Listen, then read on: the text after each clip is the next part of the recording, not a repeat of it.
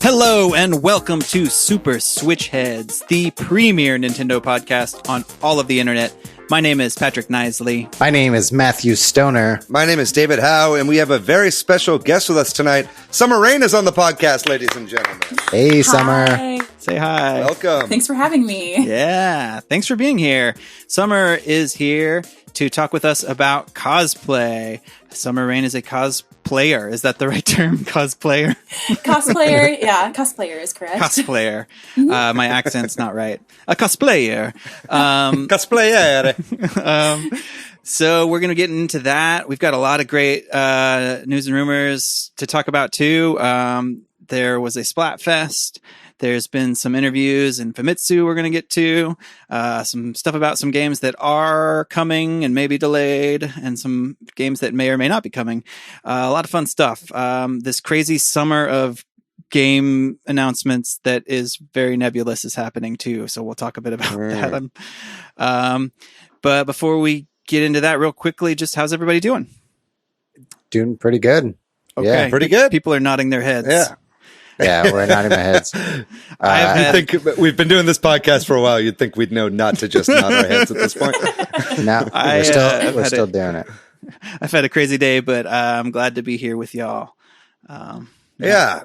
It was a fun weekend. I modded my Vita this weekend. So that was something fun I did. That's cool.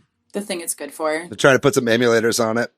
Yeah, it's working pretty well. I can't get my Super Nintendo ROMs to run very smoothly, and I know the Vita can handle Super Nintendo ROMs, so I need to poke around a little bit under the hood, but it's been so long since I've actually modded anything.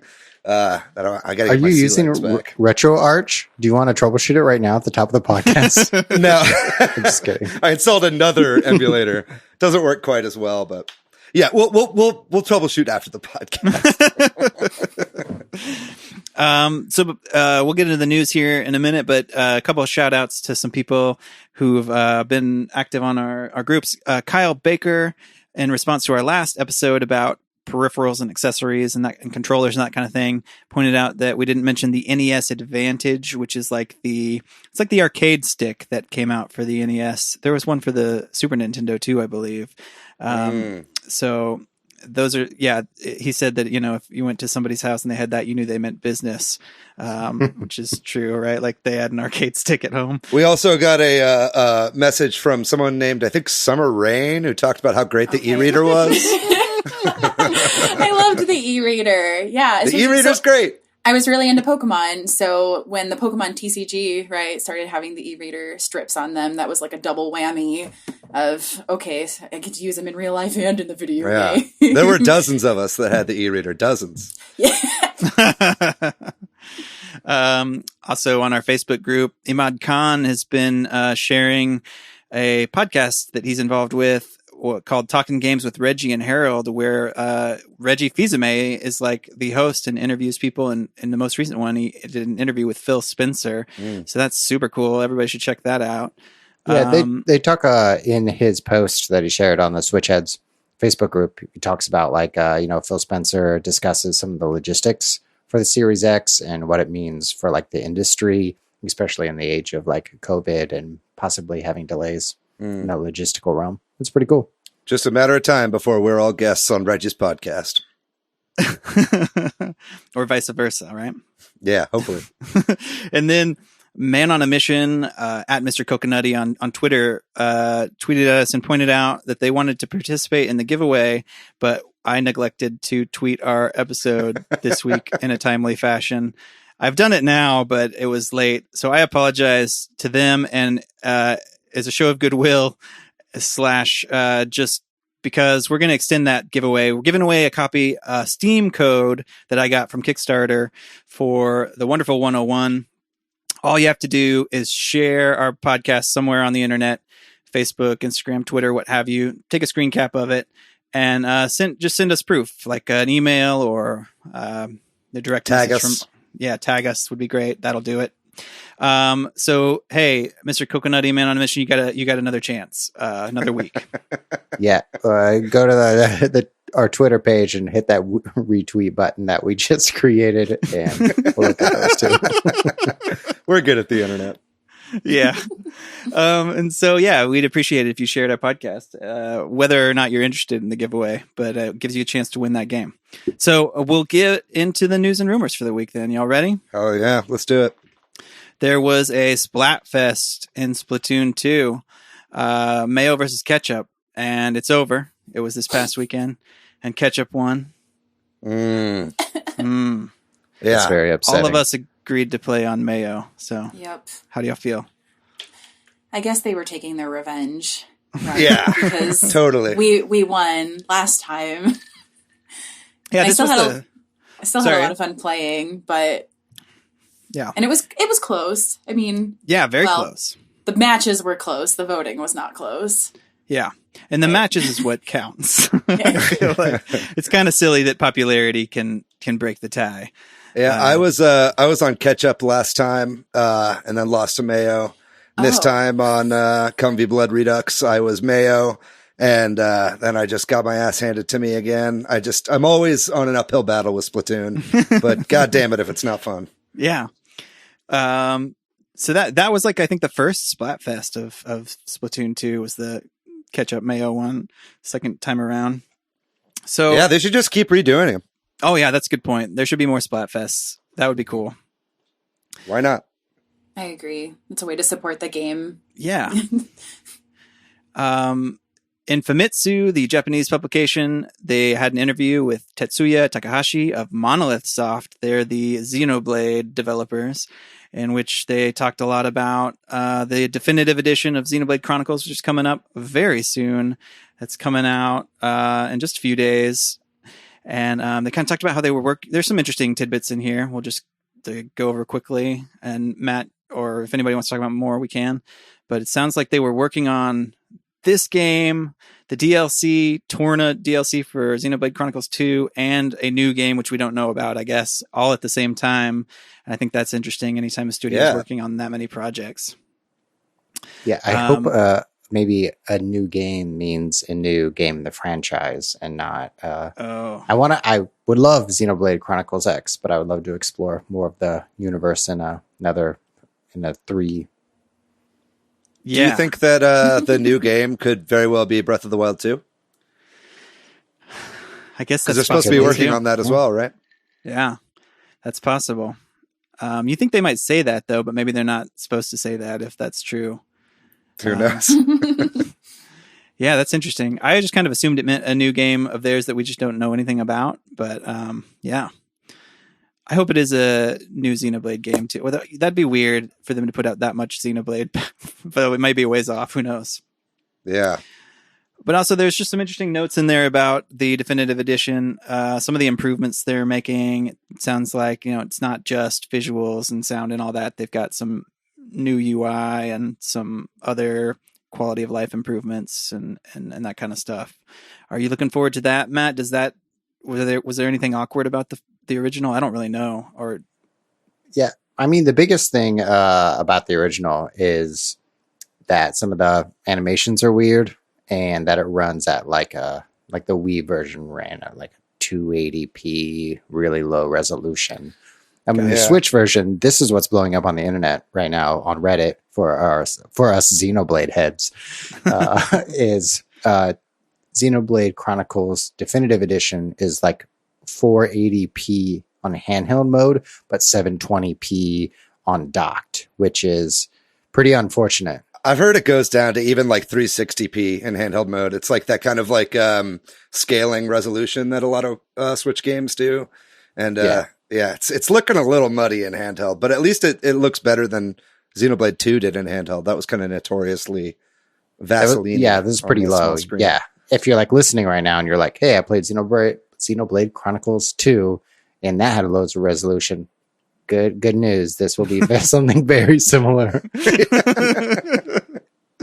I'm stoked for this game because I complete most of my games in my library in the past couple of weeks. So I get to play it all when it comes out in a couple of days on the 29th. Yeah, the new kind of additional story bit for the game is supposed to be like 10 to 20 hours long as well. And apparently even longer if you like really take your time and like 100% it.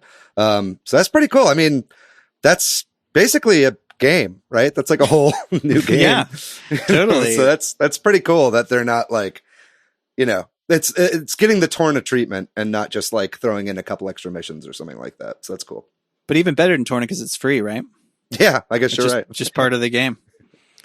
And then another game that's coming really soon as well is Clubhouse 51 Games.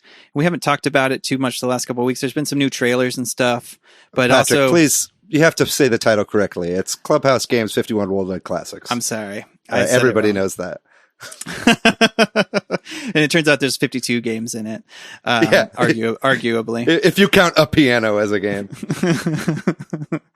But a lot of news outlets or Nintendo news outlets have gotten their hands on it and given some reports on how some of those games play. And in particular, I think it was Game Explain, who did like the bowling analysis, compared it to like Wii Sports Bowling. And they just really sold me on this game. I was kind of on the fence about it, but I'm like, that might be enough fun for just me and my wife to do some old, motion control bowling. Sounds like it's really great. Yeah, that looks great. The darts is also motion controlled, and that apparently plays really smoothly. Game Explain also did a really great video where they, one of the guys at Game Explain, played like online against one of the members of Nintendo's Treehouse. Okay. So that was pretty exciting to see. I'm fucking pumped for this game. I think it looks great. I was wondering if we could just spend some time listing all of 51 worldwide classics right at the top of the show. We've done this already. Moncala, Mahjong, bowling, Rigi Mahjong, Spider Solitaire. We're done with that. I keep having conversations with a friend of the podcast too, Austin Young, about we need to play a board game somehow in this time over the internet, and I'm like, this is just the solution right here. Totally. I think it's funny, like how much marketing time and energy Nintendo is putting into this game. You can tell it's like they maybe don't have like a ton slated for the rest of the year. Like it's like they're putting like all the marketing that they would have for like a Splatoon 3 or like a new Mario game or a new Zelda game or something. They're putting that much energy into this like collection of public domain games. And it's just like really funny. But it's great. It shows they have a lot of confidence in it. And from what everybody says, it's just like, it's like any of those collections of games that you find online, but it's just got that total layer of Nintendo polish. And it just sounds like a blast. I can't wait. And a game you will have to wait for is Skatebird. Like many titles right now that were slated for this year, it's been pushed off, delayed to sometime 2021. They had the devs wrote like a note that said that they're fine.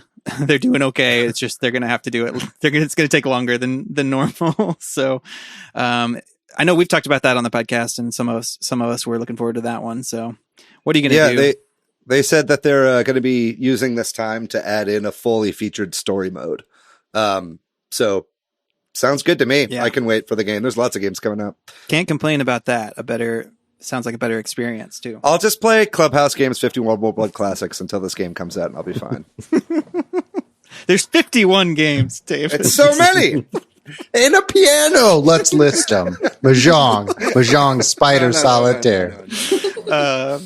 A game that I don't think we will be playing anytime soon, but was listed on a Swedish retailer's site for release next month is Metroid Prime Trilogy. We keep hearing rumors about this game and keep hearing, there was that Metroid Easter egg in the Paper Mario trailer. Maybe there's some Metroid news coming. I don't know that it's this game. What do y'all think? Is this just total, they put a slot in there in case that's what's happening? Or do they know something? I saw a comment on Reddit or something in reply to this that was something to the extent of the sky is blue, the grass is green, and Metroid Prime Trilogy is listed on a retailer's website. It's just kind of like something that always will be. I think the one thing that makes this of note is that this is the retailer that correctly posted that Xenoblade Definitive Edition was coming out on May 29th before it was officially announced. Gotcha. But we also talked about that had been long rumored, Right. that it was coming out on that date. So it's definitely not like proof that this is coming, but, that'd be great. It's not proof. Yeah.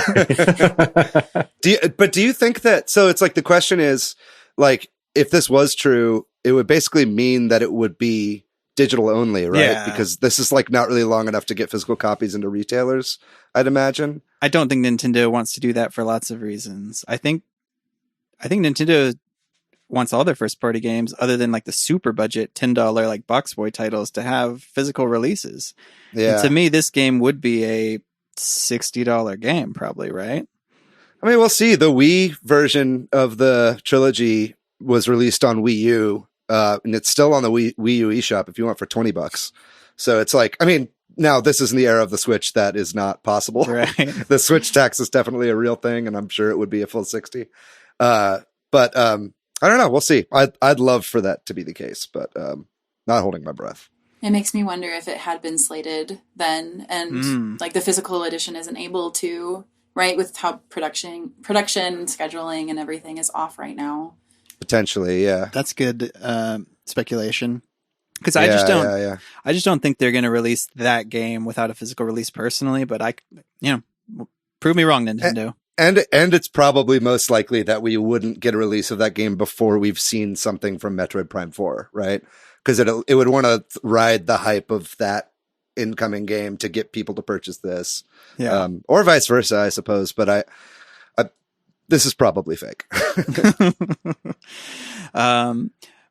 And, that Switch tax is real because the Nintendo Switch is doing so well. In fact, the NPD, which is US numbers that is private, we don't really get to see them, but sometimes people share some of the information they get that subscribe to that, said that Switch was the best-selling hardware platform of April, and both the number of units it sold and the amount of dollars sales. And in fact, the year to date, which means like January through the end of April, dollar sales of the Switch are the highest of any hardware console in the US history. So the previous high was the Wii in 2009, January to April.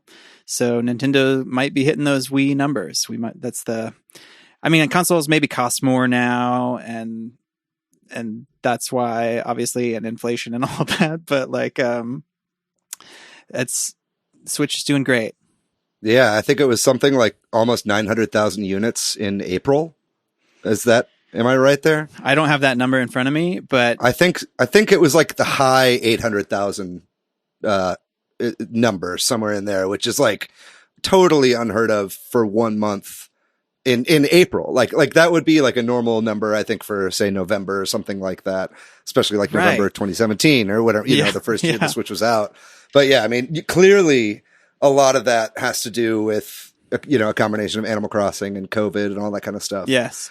But I mean, regardless, those are incredible numbers for Nintendo. I mean, we've talked about it to death, but my wife, who she shouldn't hate video games, she just can't get into them. And she's into Animal Crossing, right? I have a friend who hasn't owned a console in forever, and he just has been asking me, he wants to buy a Switch now. It's funny to me to see the massive appeal of it right now is really happening, anecdotally for me at least. Totally. And then we got a firmware version update. I don't know if y'all noticed that. I think it was last night that I was playing, and I was like, "Oh, what's this?" And Switch System Update 10.0.3 is live, and there is nothing there other than stability. Here's the exact changelog. General system stability improvements to enhance the user's experience. I don't know about you, Matt, but I feel like my experience is super enhanced. I feel 100% enhanced. Yeah, I feel great. I did hear anecdotally that there was some sort of filter change in the eShop, something where you're able to filter out budget, like some of the budget titles really? Get through some of the like bottom of the barrel like trash that's going for like 3 cents a game or something like that. But I haven't actually checked on that yet. So if you've experienced any of that and you're listening to this podcast, leave us a comment and let us know that's what your weird that you experience is. bring that up, because like Kotaku and Polygon recently had a lot of new articles talking about that the eShop is filled with budget titles, and it's really hard to sift through those. So I wonder if those are maybe like sponsored posts or sponsored articles by Nintendo, kind of anticipating this update. Yeah, and that's some deep state conspiracy theory right there. Or in response to the articles. Yeah. This is the fourth estate, man. I mean, big Nintendo, big N. Nintendo's buying out the journalists, man. Jesus. Yeah, dude. Don't trust anything, not even yourself. But trust your mom. Sure. Maybe one of y'all can talk in more in detail about this, because I haven't had as much time as I'd like to look into it. But another giant leak, I guess we're going to call it, of the 3DS's like source code and operating system and all that has come out again. I think it's probably the same people that were leaking all of the Wii and N64 stuff. Though I think it was Matt, you shared a Reset Era thread, and somebody in that thread is like, can't we just start calling this theft at this point? Because it's not really a leak anymore, is it? Right? Like a leak is like information coming out early or something like that. But like, and then like Pokemon Diamond and Pearl code got out too. This has been a bit of a long saga. Was there anything else in this that y'all saw, or did I miss anything? Nothing about this, but also the source code for the original Xbox, which has been really hard to emulate, to emulate some of the chipsets in that hardware. That leaked this past weekend too. Yeah, I don't know that those are necessarily related. And I know like the Xbox source code like has been online in different places. You just kind of have to know where to look. It's now just kind of readily available, and Microsoft is finally taking note and trying to take action. But this Nintendo stuff is all, as far as anyone knows, this is all the same leaker, Patrick. As a guy who originally leaked a lot of this stuff to 4chan. And apparently he's stolen terabytes of data from Nintendo and has been doling it out like over the past month. You know, it started with the original Pokemon leaks, and then, like you said, the N64 and GameCube, and now we've gotten to the 3DS. And the 3DS source code is pretty insane because that's a system that's still on the market. You know, these other ones are kind of just like, oh, it's kind of interesting to poke through the code of the N64, but it doesn't really matter. Having the source code for a system that Nintendo is still actively selling is a pretty big deal. And I don't think we're going to be seeing these leaks stop anytime soon. I think there's something going on there. There's a pretty massive hole somewhere in Nintendo, and it's all kind of getting out there. Yeah. And wasn't the previous stuff stolen or taken from Broadcom or Brought something? on. Not Broadcom. Brought on. And then this couldn't have been, right? This had to have come from somewhere else. I'm not entirely sure. I just know whoever's got this stuff is rolling in the rolling in the data right now. Yeah, we're not going to see an end to this anytime soon. And not my thought originally, but when I read it, I was like, oh yeah, like this kind of stuff just kind of sucks, because I feel like Nintendo is already guarded and paternalistic and in ways that are frustrating as a fan / user of their products, that this isn't going to help, right? Like they're not going to be more open to the public or what have you. Well, it's also got, I mean, I'm sure, everybody talks about how Nintendo's going to be a little bit slowed in production during COVID-19 and stay at home because of the cultural issue, where in Japan, it's a lot more about face-to-face interaction and less remote work is not really the norm there, right? And you need your Hanko stamp to do things or whatever. Right. And I think that, this is only going to increase Nintendo's paranoia now when they're working remotely, where it's probably easy to hack into like a remote access desktop sort of situation, or doing meetings via Zoom or something. You know what I mean? Like that stuff that's all pretty easy to hack. So you have to imagine this is going to, even slow some of this down even more potentially. That's obviously just speculation on my part, but it can't be good news. Yeah. Anything else on this? It's such a big, interesting, weird thing happening. Before we move on, any other thoughts or feelings? Yeah. Summer, have you parsed through any of the source code for any of these Nintendo consoles? No, I'm trying to not think that the Diamond and Pearl isn't just like conspiracy to like push remakes for later in the year, because that's been heavily speculated. But that's a pipe dream. Yeah, that's the one people think is coming next, right? Yeah, but they'll do black and white remakes before they do Diamond and Pearl remakes. People will slaughter me for saying that, but Nintendo is guarded, but Take-Two, who is the parent company of 2K and Rockstar, had a financial briefing, and they announced they're doing like 90 something games in the next several years. They didn't specify all of these 93 games, but I just think it's fascinating that they announced that they have plans through 2025 to release 93 games. And we're going to list them all right now. Moncala. Mahjong. GTA 6. Spider Mahjong. Yeah, 90 of these games are just mini games within Grand Theft Auto 6. And one is a piano. Yeah, well, there's one extra, right? 94, really. But then also in Famitsu, there was an interview with somebody from 2K who said that they are trying to get more games on the Switch. I guess the interviewer at Famitsu was kind of asking especially about the Switch, and they said that they really want to keep releasing more games on the Switch. So hopefully they do. All those games have released now, right? Like that just happened. Not quite. It's this Friday. This Friday? So on the 29th, you've got the BioShock collection, the XCOM 2 collection, and then the Borderlands collection are all dropping on the same day. Same day as Xenoblade, which is insane. I think they touched somewhere in that article about why they released them all at the same time. Same day. I didn't see that part. I didn't see that either, but hopefully they have a reason. To limit the number of times you have to go to the store. There you go. I guess so. To get your box that has a download code in it. Right.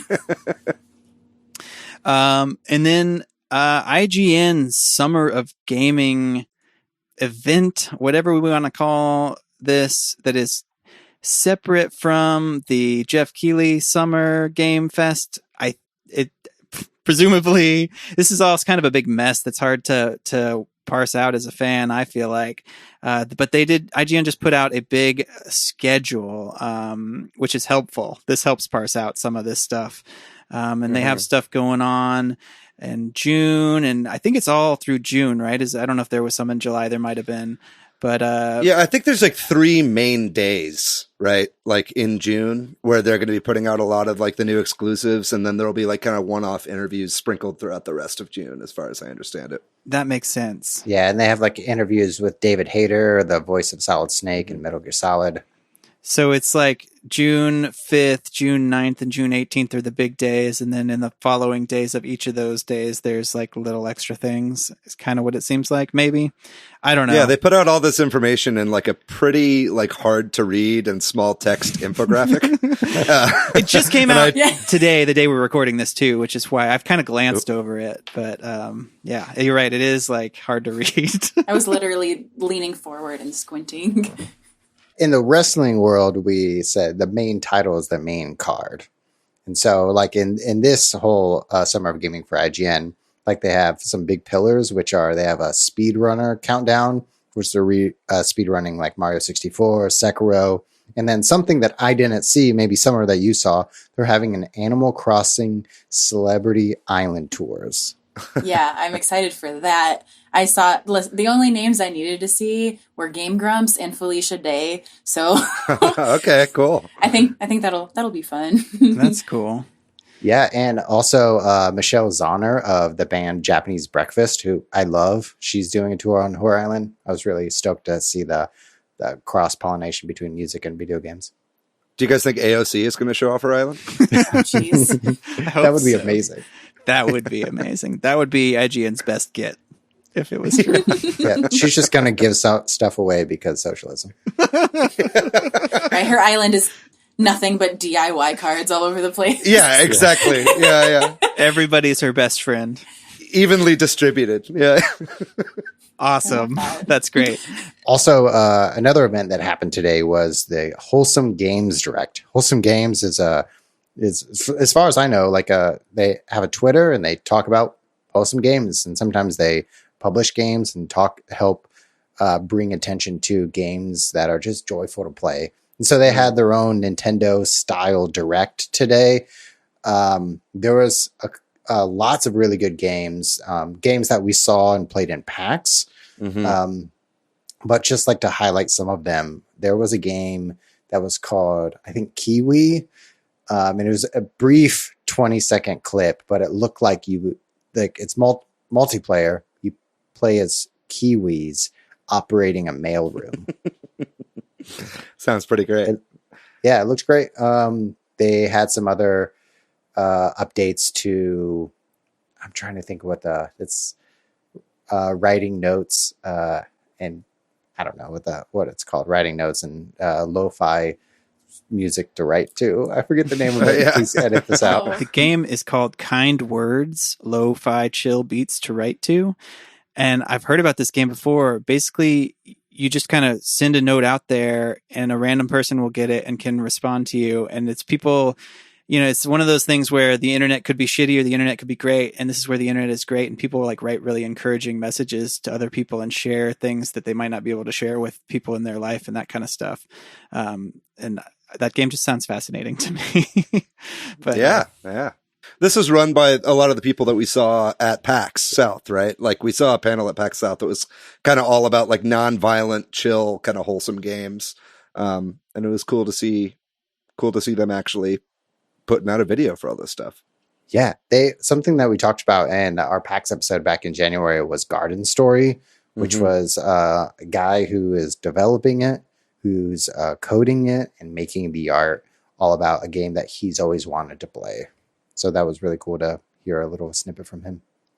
Cool. Well, this is what we're going to have this summer. All these crazy spread out announcements of games, because we are not going to have any conventions where our main topic often happens. We'll take a break, and when we come back, we're going to talk about cosplay and cosplaying video game characters and all that with Summer Rain. Summer, thank you so much for being here on the show with us. Of course, it's my pleasure. And I think what better way to talk about this than with somebody who does it, right? You do cosplay and a lot of video game cosplay, right? Summer, can you? Yeah, I every so often when I'm just kind of like reflecting on all of the different cosplays that I've done, I realize, wow, most of them are from video games, and even the step further, oh wow, most of them are Nintendo IPs. And of course that comes from my main interests, right? I am a gamer. Yes, I do like some anime, movies, comics, but I mostly love video games, and most of the video games I play are from Nintendo. So of course, most of my character love is rooted in Nintendo. Well, I think maybe we can kind of just talk briefly about what cosplay is, and then we can get into, a little bit more interview type, your personal experiences and that kind of stuff. And I would love for you to help us define this, because as I understand it, it's like a portmanteau of costume and play. Costume and play. Yeah. So it's the idea of taking costuming a step further, actually embodying a character, bringing it to life. That's where the play part comes in. A lot of the competitions that take cosplaying further than costuming, you have to have the costuming element, but you also have to have the part of embodying the character. It usually involves a skit or just how you bring that character to life on stage. So they really want to see the full reality, so to speak, of bringing that character to life. And you correct me if I'm wrong, but didn't the term and a lot of this come out of Japan? Yes, the term did originate in Japan in the 80s. Then that's where the phenomenon became popular. The concept of it existed here at older events, mostly with Star Trek, is where it kind of rooted here in the States. But the the term itself, cosplay, did originate in Japan before it made its way over here. The World Cosplay Summit is based out of Japan. They're the ones that host like the big worldwide competition. So they kind of, spearheaded all of that. So it kind of started, I mean, obviously people have been dressing up and doing theater and all that kind of stuff since antiquity, but like this form of it kind of originated in the 80s, 90s. Is that right? Yeah, the escalated level of, okay, but I'm also going to like embody this character. I'm going to do all of the details like as accurately as possible. Mid 80s, 90s is kind of when it started to come over here. Gotcha. And the mainstream level that you probably see today is probably like the early 2010s.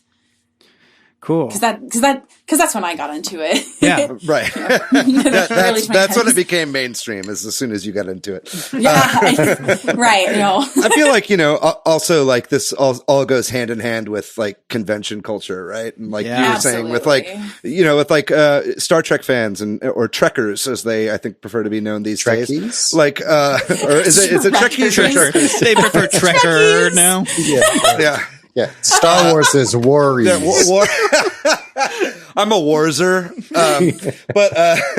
but it's like I mean, like Star Trek conventions were like the first fan conventions, right? So it makes sense that would be kind of the first time it would start here in the States. But yeah, I mean, as like it's funny we're talking about this now, like you said, Patrick, in an era where conventions are kind of shut down, but it seems like cosplay can't be stopped. It's not just. I just find it fascinating that even when conventions are stopping, cosplay still goes strong. That's true. And maybe we can get into that in a little bit, because I think that does tie into one of the topics of cosplay in this time.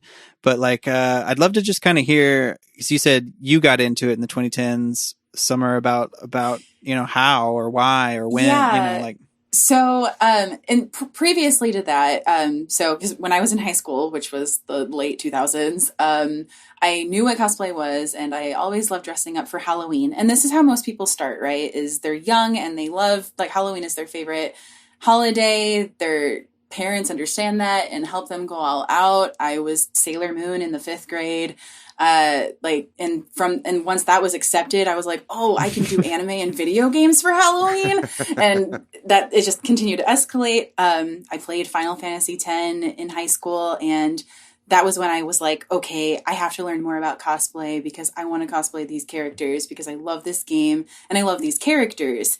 And that's where you can make that initial tie of, okay, so we identify characters that we love. So that's kind of what brings us into it typically, at least folks like me. And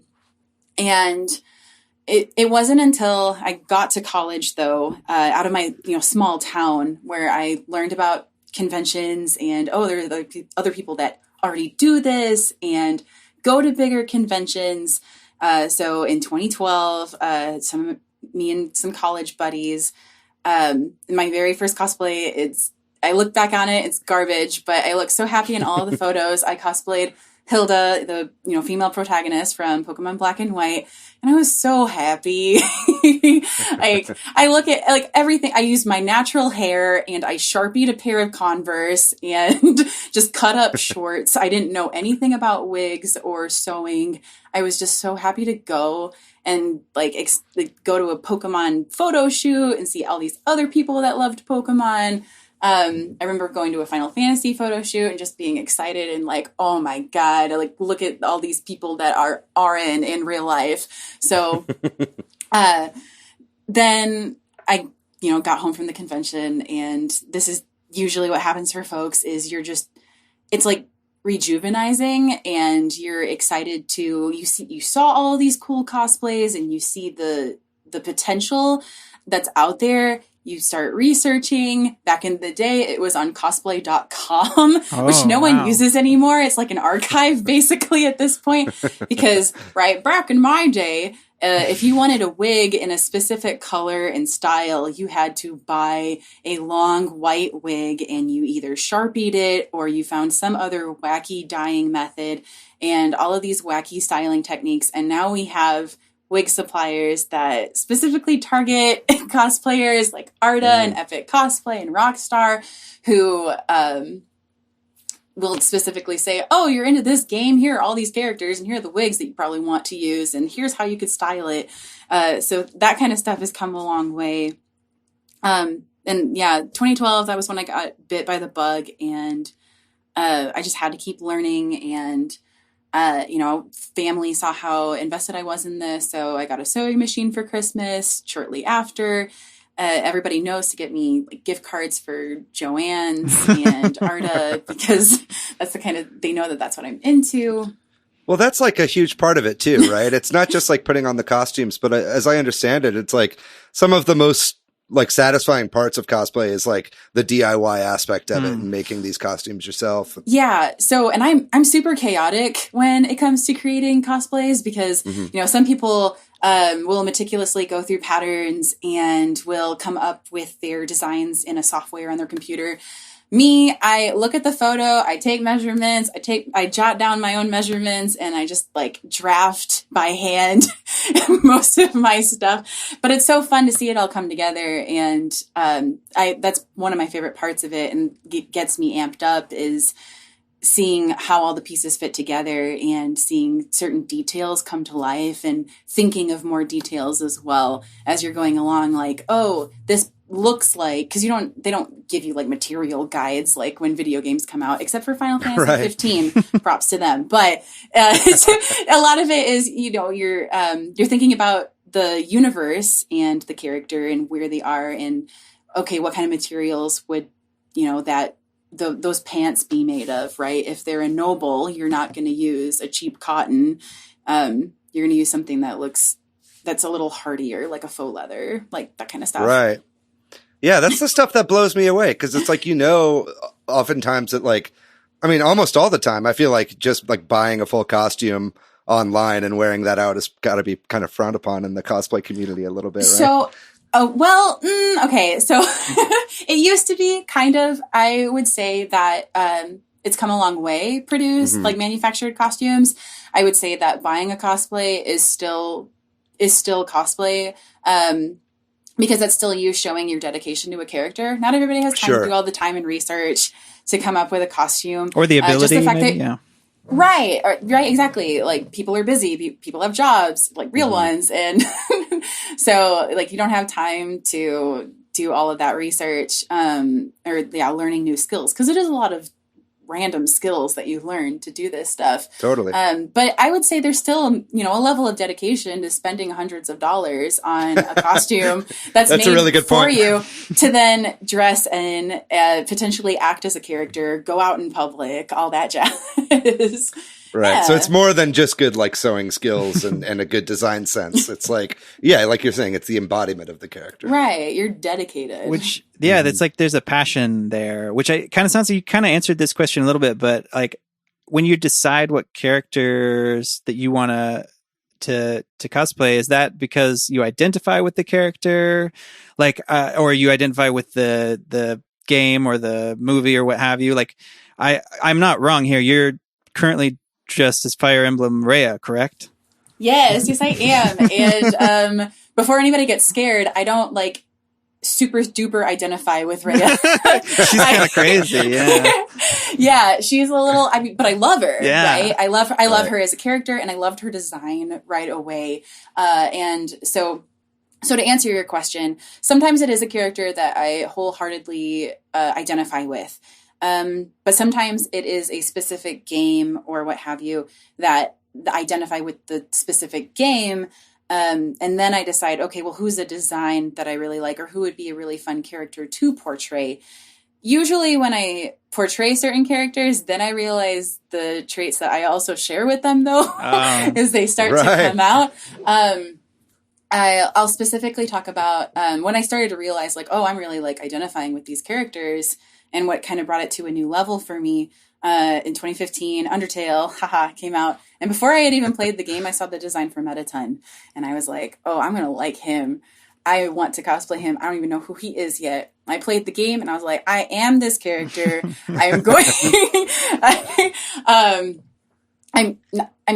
to a degree. I'm not saying I'm not fiction kin or anything like that, but I identified with Mettaton so much. And as soon as I cosplayed and like, it started coming up with the designs, figuring out the makeup and everything, I was like, oh, like this is what cosplay is. Actually acting as these characters. It wasn't until cosplaying Metaton for the first time then at PAX South in 2016 and having kids run up to me, or it was a dad that was like, sweetheart, who is that over there? And he lifts his daughter up onto his shoulders and she goes, Metaton! And I'm like, oh, I have to act now. Hello, darling. How are you? So that's a big part of it for me. But yes, like Rhea, who I am right now, haha. No, I don't like hardcore identify with her, but she's so layered. And Fire Emblem Three Houses as a whole, as a game, has meant so much to me. I've always loved the Fire Emblem franchise, but I was always really closeted about it because it's like the weeb game, right? You don't, if you're a gamer, you don't talk about liking Fire Emblem because only anime people, right, play Fire Emblem. That was the case. It's definitely hit the mainstream now. And I was like, I'm going to get Three Houses when it comes out. I loved all the other games and, we'll see if it's good because, Fate's kind of burned us a little bit. And I was like, but Awakening was really good. So we'll see. And then I saw like the art for Rhea and I was like, oh man, is this the game that's finally going to make me cosplay from Fire Emblem? Because that's how it is to me. Because there's so many designs that I wanted to do. And then Three Houses, I played through it and I saw my friends were starting to get into it and my friends are asking me, should I cosplay from Fire Emblem? I'm like, yes, I want to cosplay every character from Fire Emblem. Let's do from Three Houses. I want to cosplay all of them. I love all of them. They're all my children. It's funny that you mentioned like Fire Emblem like becoming a little bit more like more widely accepted. I think that the same can be said about like convention culture and nerd culture and fan culture in general over the years. Yeah. It's like I was watching a documentary last night. Actually, it's called Never Surrender, and it was a documentary about Galaxy Quest. And that's a movie that's like all about fan culture, right? And like Star Trek conventions and stuff like that, and people that dress up in costumes. And that was kind of something that I realized, and something they touched a lot in that movie is like, 20 years ago, this was something that like only the kind of like weird kids at school that got picked on did. But it's like nerd culture has become like the normal, like it's not necessarily like the normal culture, but it's become so accepted. And it's like, nerd culture is taken over. It's like, Marvel movies are the most popular movies out there. You know what I mean? And so it's just like fascinating to see cosplay become like a normal part of everyday pop culture. And it's really something that you see a lot now. Yeah. And to that point, like Adam Savage has, the Mythbusters guy has an incredible TED talk about cosplay and why cosplay is important to him. It's absolutely incredible. He talks about this experience in the TED talk with dressing up as No Face and what it was like to mimic that character, a No Face from Spirited Away, to give out coins. And then when he gave out the coins, of people giving him the coins back, because in that world, if you receive something from No Face, that's bad luck. And they are playing a part as part of the cosplay part of this. And it's an incredible TED talk that just explains that, that culture and costuming is such a huge part of people's lives and really connects the community together using like a character or designs. Maybe Summer, you can tell us a little bit about your experience of what the cosplay community is like, like positives, negatives, what, around this culture. Definitely. So, when I was first getting into it, I basically everything I had seen was, online. But it was all like in cosplay.com as a forum, but people being super supportive of, because it was mostly people like asking for advice on things. And it was tons of responses of people, well, have you tried this? Have you tried this? Go to this store, pick this up, do this. Of like super, like, for free, no paywalls or anything, just giving out like full tutorials. And that's still generally the case. If there's something that I'm not sure of, I'll Google it and there'll be 10 different cosplay blogs or Instagrams that come up with advice, specifically where I am. So I'm originally from the Northern Illinois area, and I came down here for grad school. And I immediately wanted to find out what the cosplay scene was like when I got here, because I'm like, okay, this is the thing that I really want to do. Let's see what folks are like here. There was an annual photo shoot. There were meetups happening all the time outside of conventions. So right there, that right there, I was like, holy cow, these people love this and are serious. And for the most part, like everyone that I interact with, I understand, like we all understand, we're all nerds. We're all here for the same reason. We love these characters. And then, especially if you see someone that is from a game or something that you really like, you bond over that and you have that deepened level of understanding. We're both really into this. I don't want to talk about the negatives too much. That's fair. It's right. It's easy to do. There is some it's hard to tell what the negatives really are and what the perceived negatives are, because as anything becomes mainstream, right, you have folks that try to capitalize on it. It's really difficult to capitalize on cosplay. There's only a handful of actual pros. But there is, it is a little bit troubling when you see some folks getting into it because they think it's like a quick shot to fame, which it's not. It's super oversaturated. There's tons of people, doing the exact same thing as you. I'm not trying to say that to be discouraging. It's just, it's not something you get into because you're trying to be famous or you're trying to make money. It's like saying, hey, I'm going to start a Twitch channel and you just expect to have 100,000 subscribers right away. Exactly. It's just, streaming is a really good comparison because I think there's a lot of parallels there because people have seen that it's getting more popular and, I'm going to try it because I want to be popular. Or starting a Nintendo podcast, right? Oh, well played, Patrick. Actually, you know what? You played yourself. Patrick, that was 51 worldwide classic put down right there. Well, no, but I think it's true. Podcasts are a saturated market too, right? And I think it ties into what you're saying, right? Like you don't get into podcasting to make money. You don't get into cosplay to make money. Sure, some people do, right? I assume. Yeah, speak for yourself, Patrick. I mean, other than us. But I assume, like you said, there are some people that do make money, but most people do it for the love of it, right? Yeah, and even a lot of the famous cosplayers that you see that do get hired by companies to represent them still have full-time jobs outside of that. It's not something that they are quitting their day job to do. It's something that they're still they're representing that company because they love that company and they love the material that company puts out. Yeah, and I feel like the people that I think a lot of times you see success stories, right? With people that and it might not be monetary, but I'm sure you're familiar with the 501st Legion. It's a bunch of Star Wars cosplayers that dress up like stormtroopers, and they're a part of a legion of stormtroopers, and they're clone troopers and New Order stormtroopers or whatever from the sequels. And it's always just something that they did for fun, and they met up at conventions, and they're very serious about it. But the 501st Legion were actually used as extras in The Mandalorian, the TV show. You know what I mean? And it's that's not, I don't think anybody got into that necessarily to be like, hey, I'm going to be in a Star Wars movie someday because I dress up like this. It's just if you're really passionate about it and you really do it out of love, you know what I mean? Then, someone that is making this kind of stuff could very well notice, you know what I mean? But again, I totally get what you're saying. It's probably a fool's errand to get into it thinking that that's going to happen to you every single time. You know what I mean? Yeah. It's the reverse, right? If you love something and you're putting your passion into it, then maybe, right, you get noticed for something. Sometimes cosplayers in this area get asked by local movie theaters to come to releases, or sometimes at GameStops when there would be a midnight release, they would ask cosplayers of whatever game that was coming out, right, to come and just represent that kind of stuff.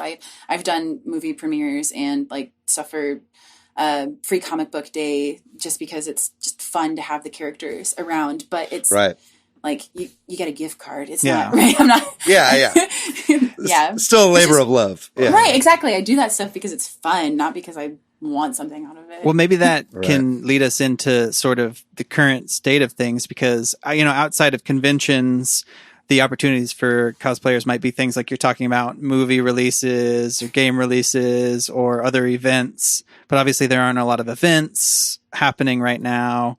I mean, what other avenues are there that I'm not thinking of or that we didn't talk about? And also, how are you and other people in this hobby, if that's a fair term, or I don't know what is, dealing with lifestyle? Yeah, there you go. So under normal circumstances, it wasn't uncommon for us to just have photo shoot meetups where we would organize at a specific day and time that, we would ask that photographers came and would kind of advertise it as a networking event for that reason. Like, hey, you can't charge, but you can give your information out. We just ask that you share your photos afterwards. And so it would just be a chance for photographers and cosplayers to meet, and of course cosplayers to meet other cosplayers. And it was just like a day-long thing that we would do. Sometimes we would turn it into like a cookout or a picnic.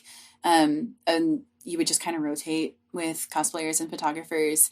And those have always been really successful. And we're not like a super huge city, so I can only imagine what that might look like in bigger cities.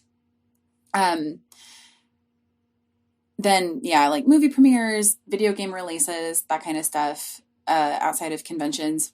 However, like right now, I've seen a lot of other cosplayers kind of really getting after it, saying, oh, I've got time I'm not crunching for cons. I'm going to get all these cosplays done.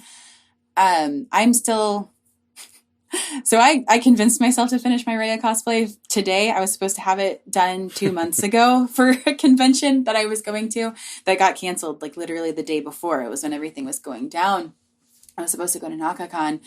And as soon as it got canceled, I was like, I can't bring myself to finish this right now. I think I'm just going to pack it up and think about it later. Personally, it's been really hard for me to find a reason to cosplay, but the like handful of times that I've gotten myself to, I'm so grateful that I have, because I remember what a confidence booster it is. Even though I'm not going out in public, I'm still like doing video calls or taking photos or making TikToks. I told myself I wouldn't make a TikTok. I made one because of the pandemic, because it's a way for me to like interact in cosplay. That was the reason I did it. And I'm glad I did it, because it's a way for me to still dress up and act as these characters.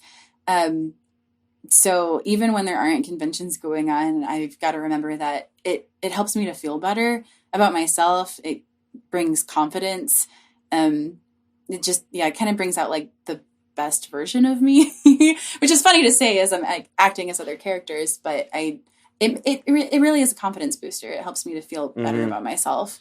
So I don't know if you agree. Well, like earlier in this interview, you said that cosplaying as a character is rejuvenating. And I've been like thinking about like what you might mean by that. You've illuminated what that means.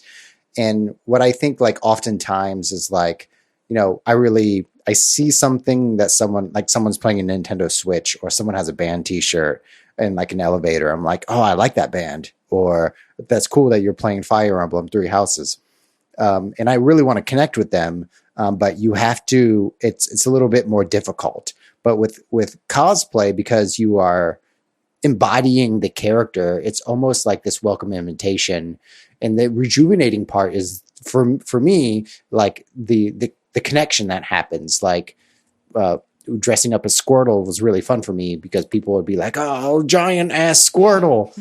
And it was like super silly and super fun. But just like this instant connection that sometimes doesn't happen in real life. It kind of sparks joy in others, right? Like, and I think you touched on something there, Summer, as well, when you were talking about like how some of the motivation like can be gone during this time of pandemic, right? When some of these cons are down, and kind of like, realizing that, hey, doing it made you feel better. But it's also like important to like not feel that pressure. You know what I mean? Sometimes like, cause I imagine that like with anything, like if you've been a cosplayer for a while and like all of a sudden there are no conventions for you to work towards, that like it might be kind of easy to like beat yourself up and be like, oh, I usually do cosplaying, but now I'm not. It's like the same kind of people that, are like, oh, I'm going to write a screenplay now that we're in quarantine and I've got all this free time, but you just can't bring yourself to do it. Totally. You know what I mean? Like, it's like you could beat yourself up, or you could just like do it as it comes to you. Like when you feel the inspiration,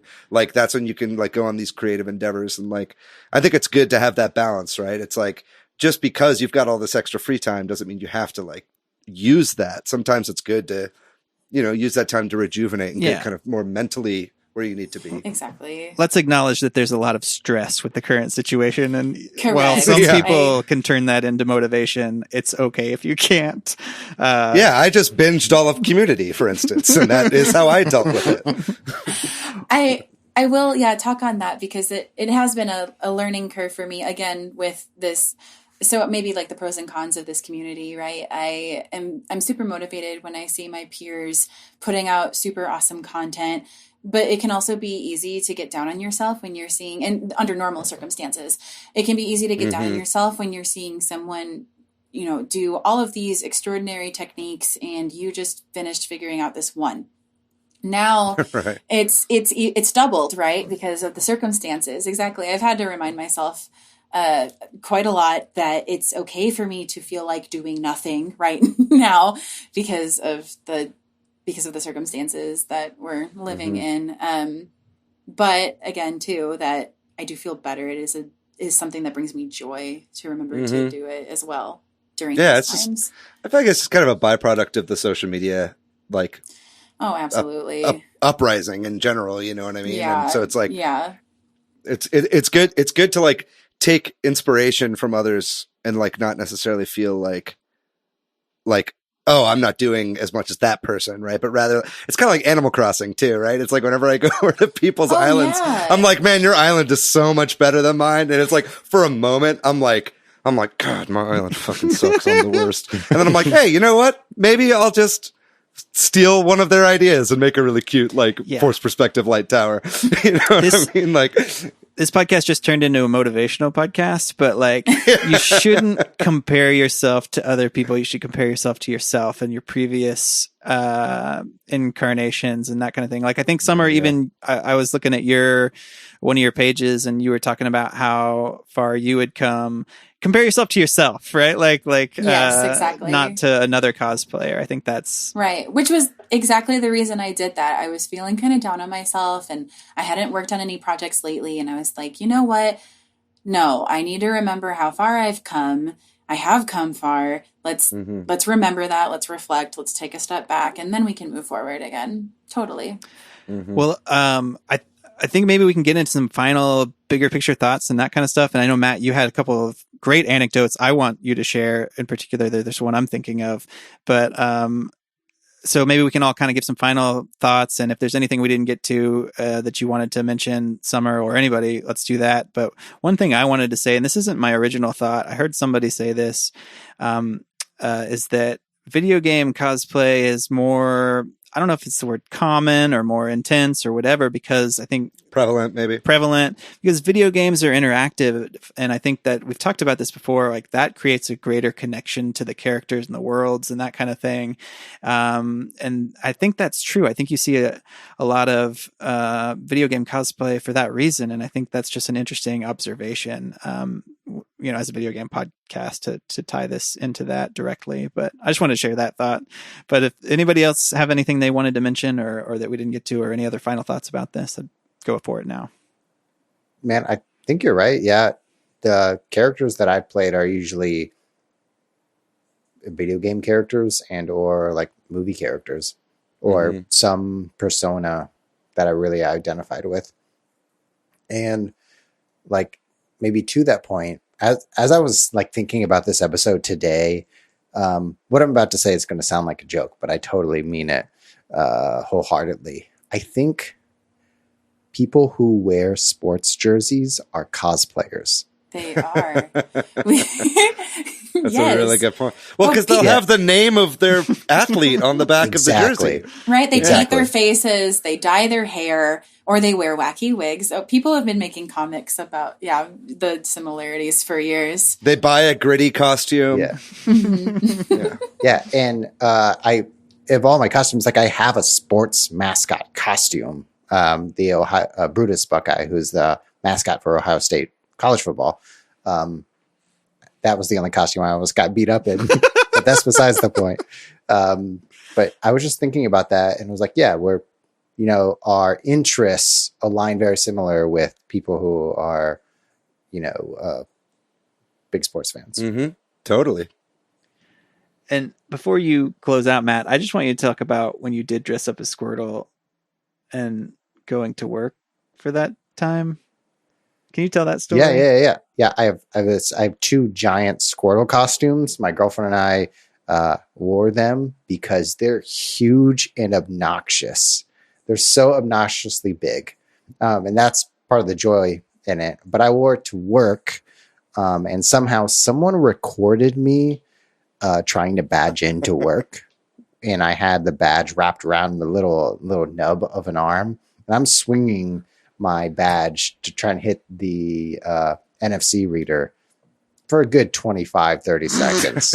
And I just don't hit it at all. And I start to walk away, but it's such a big costume. I have to turn like 180 degrees away and then walk.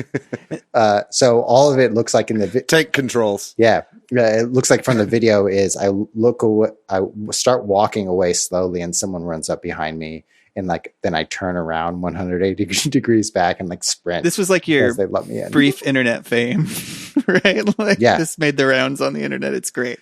Yeah. It's like on the front page of Reddit, right?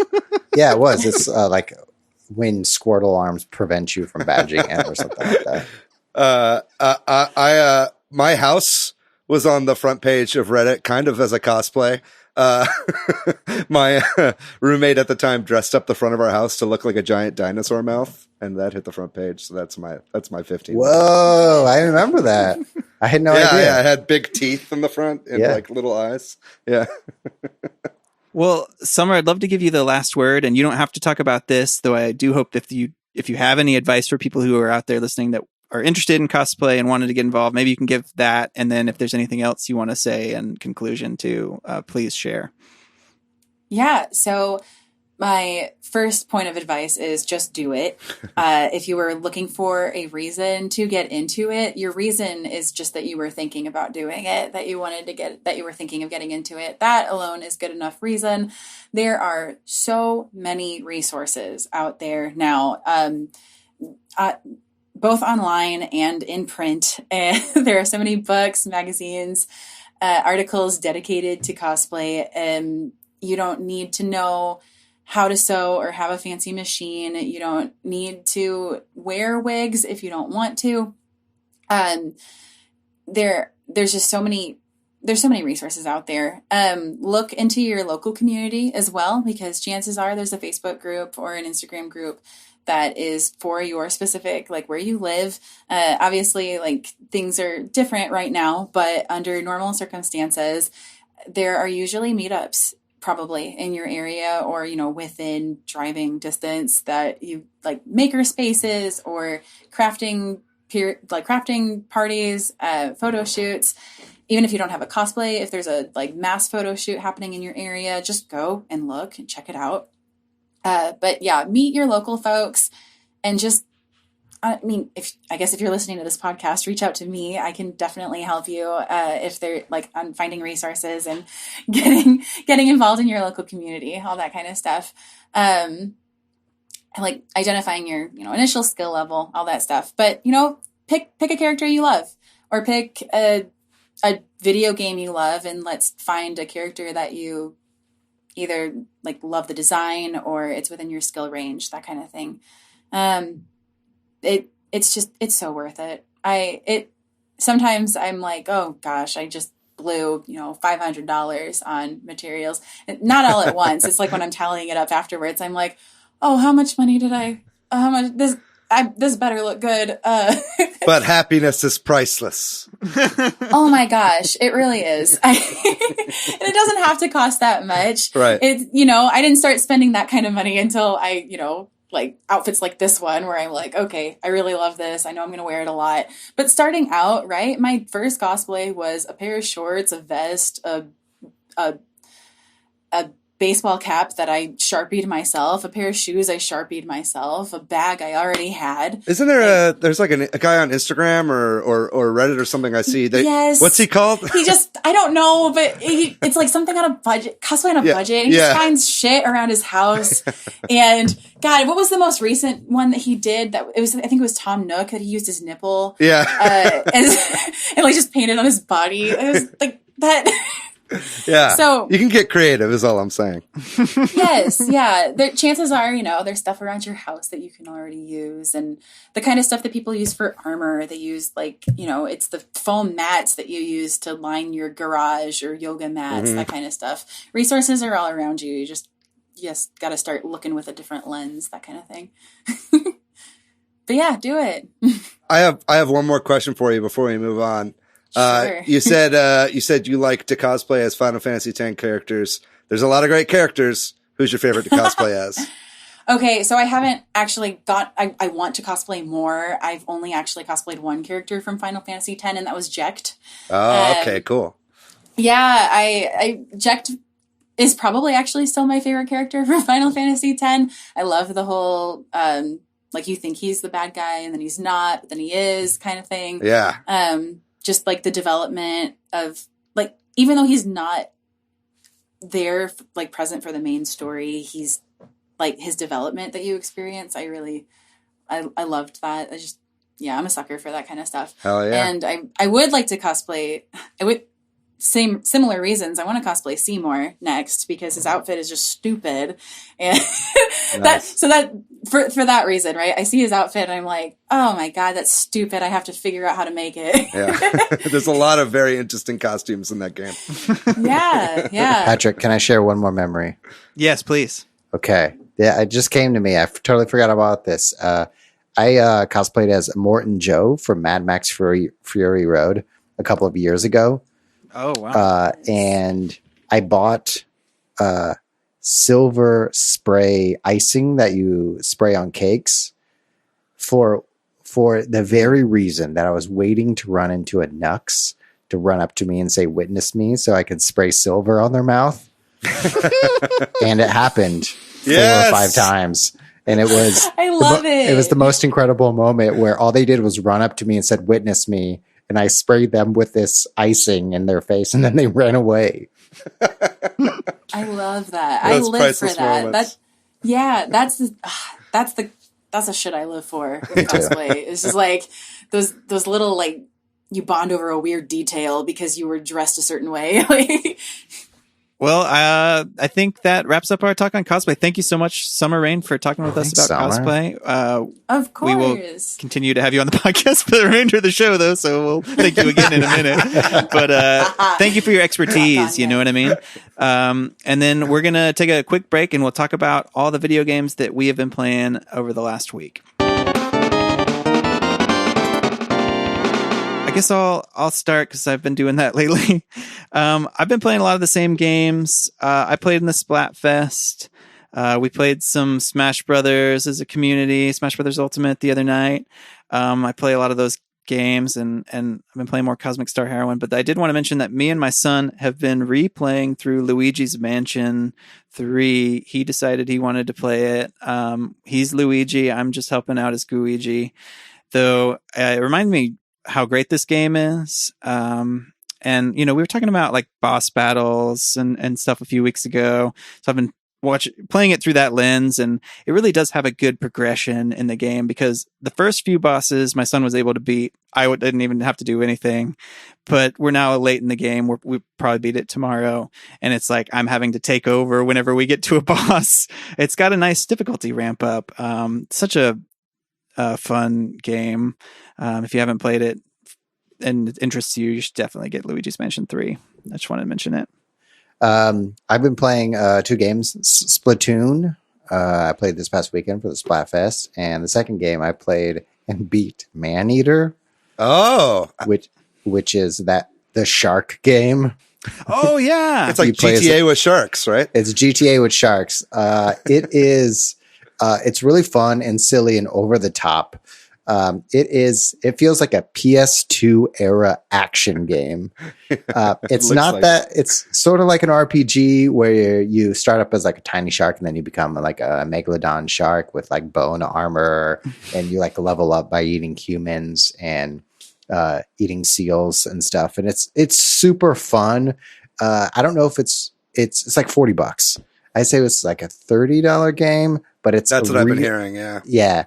It's a really good game to play on a weekend where I don't want to like this really long RPG like Xenoblade, and I don't want like I've already replayed Breath of the Wild for the fifth time, but I do want to play as a shark.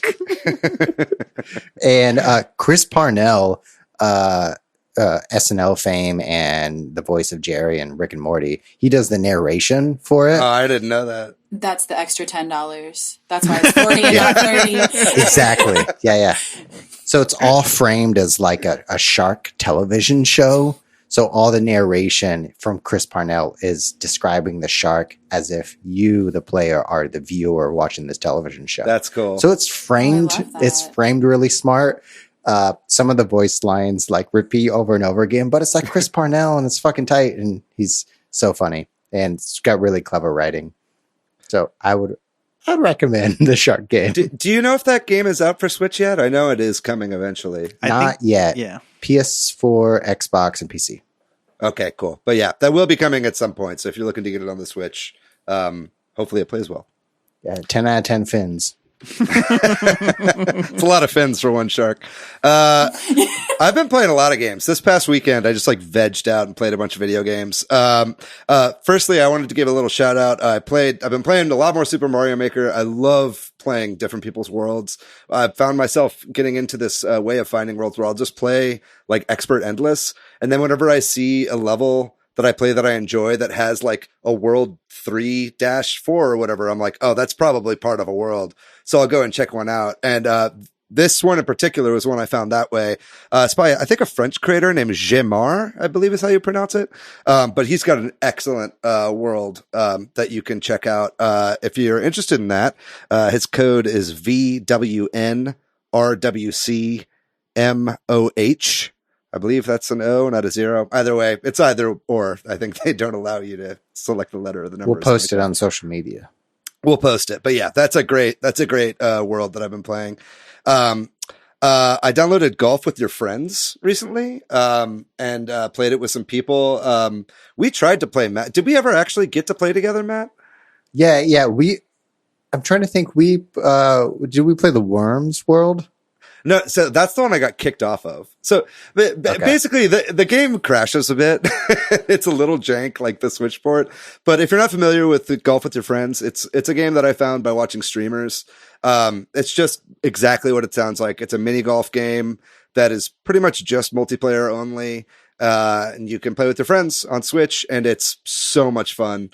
It's very basic controls, very basic gameplay, but it's just like a platform to hang out with your friends while you're doing something, essentially. And I had a lot of fun with Golf with Your Friends. I really recommend it. There's another great golf game that came out this past week called What the Golf. Very different kind of game.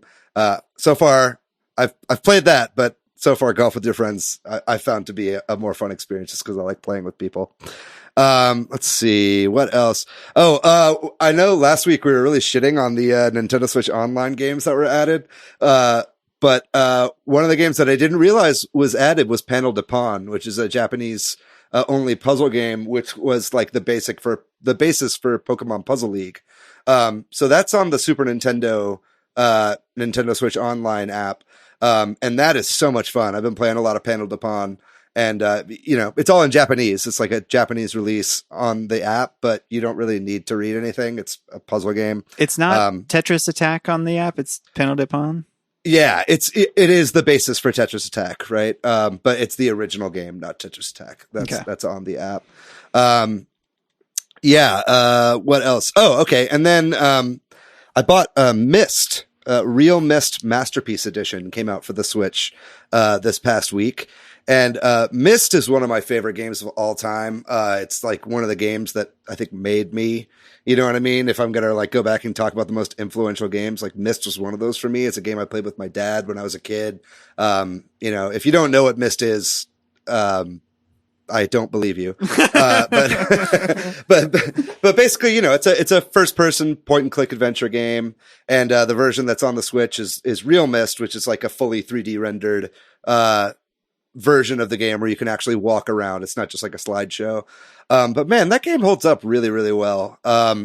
It's an interesting, like thought provoking game that uses a lot of like critical thinking, and you really have to kind of like take notes and like really put the story together on your own and try to figure out all these puzzles as you're playing. And Myst, it spawned just like so much, like I feel like thousands of games that tried to be like Myst. Like since then, like The Witness is one of the most popular ones, but there were a bunch in the 90s whenever it came out. But Myst still really is like one of the golden standards for those kinds of games. The Switch port, I have to say, is not the best. It feels like it's a port of the iPad version of the game, which is a little unfortunate. The PC version of Real Myst runs a lot better and has like weather effects and has better graphics and all that kind of stuff. But really, at the end of the day, it's Myst, and the game still holds up really well. It's got amazing graphical design, and the sound design is phenomenal. The music is phenomenal.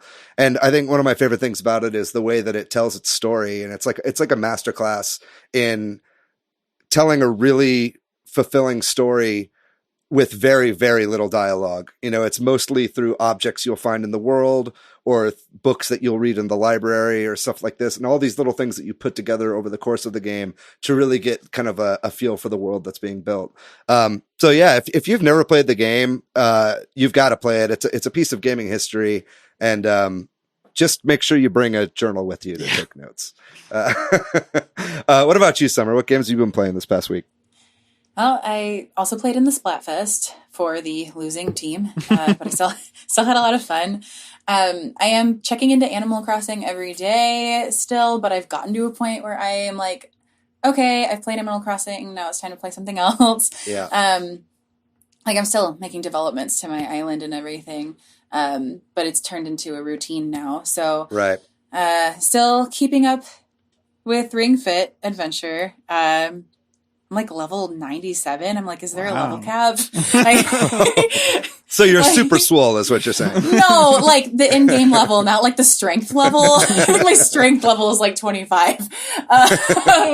Big discrepancy. And then of course, Fire Emblem, 3 houses. I'm still only in like my second playthrough, but I spend so much time just, having tea and having meals, and it takes me like an hour to do battle prep. Yeah.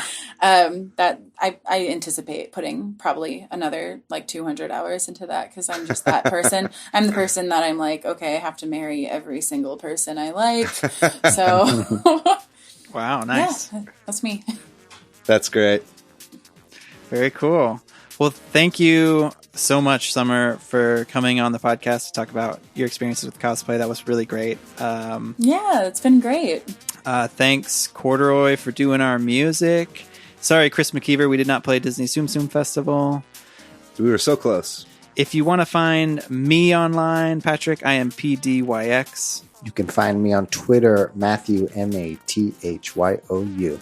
I'm pretty much everywhere on the internet at Monolith Fiji. And what about you, Summer? Where can people find you and some of your cosplay pages? Yeah, so on Facebook and Instagram, I am Summer Rain Cosplay. On Twitter, I technically have a cosplay account. I don't use it. It's just Summer Rain Cos. But if you want to hear my mostly video game ramblings, I'm Weeb Witched on Twitter, WEEBWITCHED. Very good. And if you have any questions or if you're interested in getting into cosplay, I think Summer said that she'd be more than happy to field your questions and help you with some advice. My DMs are open for cosplay questions. Right. Yeah. That's a distinction that's important to make. And if you want to share your cosplay with us, we would love to see them. All I'll have some pictures. Raya photos tomorrow. I'll get those edited and we'll get those up soon. Yeah, you have to develop the film first, I'd imagine. Yes. Well, ladies and gentlemen, that just about does it for our show. Again, thank you, Summer, so much for being on. If you would like to find our podcast on social media, we are at Super Switch Headz on Facebook and Instagram, at Switch Headz on Twitter. Remember, join our Discord. We've got a great Discord. There are links to that on our social. And join our Facebook group. Our Facebook group is always popping off. It's always a great place to be. We hit 400 members this past week, which is pretty exciting. And that's 400 people that listen to our podcast. No, that's not true.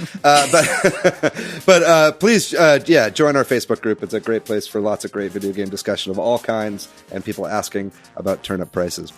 Ladies and gentlemen, that just about does it for for today's episode. We're going to be back next week. We're going to be talking all about Xenoblade Chronicles. That's right, boy. Matt is so excited. We finally have a Xenoblade episode. This is what he gets when we did the Mario Kart episode. He gets his own episode. He gets to nerd about his favorite games. Other than that, we love you guys so much. Thanks for listening. Remember to stay safe and wash your hands and be well. We'll see you next week. Bye-bye.